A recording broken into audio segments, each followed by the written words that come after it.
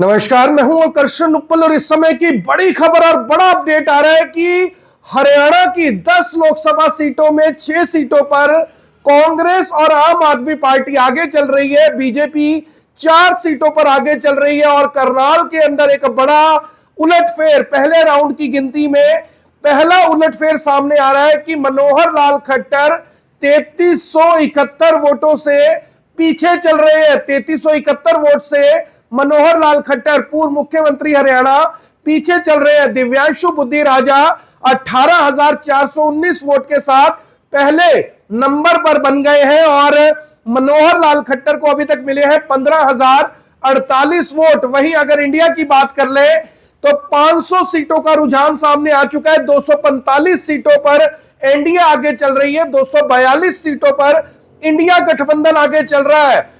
Exit poll से उलट अभी तक के जो रुझान आ रहे हैं उसमें सीधे तौर पर यह देखा जा सकता है कि बीजेपी, कांग्रेस, एनडीए, इंडिया, इन दोनों के बीच में कड़ी फाइट देखने को मिल रही है। यहां पर सबसे बड़ा सवाल यह है कि हरियाणा की 10 लोकसभा सीटों में 6 सीटों के ऊपर कांग्रेस और आम आदमी पार्टी आगे चल रही है। बीजेपी की 4 सीटों पर लीड बनी हुई है। करनाल सीट सबसे हॉट सीट मानी जा रही है, उसका भी मैं आपको बता देता हूं। करनाल सीट में मैंने आपको बताया कि 18,419 वोटों के साथ दिव्यांशु बुद्धि राजा आगे चल रहे हैं। यह अब तक का बड़ा अपडेट है, बड़ी खबर है। और कांग्रेस इस समय 6 सीटों पर आगे चल रही है। बीजेपी इस समय 4 सीटों के ऊपर आगे चलती हुई दिखाई दे रही है। यह अभी तक का बड़ा अपडेट है। वहीं आपको बता देते हैं कुरुक्षेत्र रोहतक सीट में दीपेंद्र सिंह हुड्डा 11,700 वोट से आगे चल रहे हैं। उन्हें 18,502 वोट मिले हैं। अरविंद शर्मा को 6,802 वोट मिले हैं।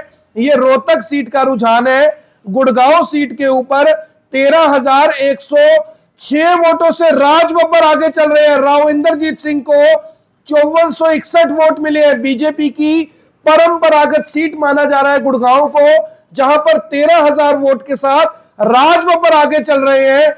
ये चौंकाने वाले नतीजे हैं। वरुण चौधरी 4424 वोट के साथ अंबाला में आगे चल रहे हैं, कांग्रेस से चुनाव लड़ रहे हैं। बंतो कटारिया को 12,013 वोट मिले हैं। वरुण चौधरी को 16,437 वोट मिले हैं। ये रुझान इस समय आ रहे हैं। वहीं बात कर लेते हैं सिरसा की। सिरसा में कुमारी शैलजा 6,178 वोटों के साथ आगे चल रही हैं। अशोक तंवर 6,178 वोट से पीछे चल रहे हैं।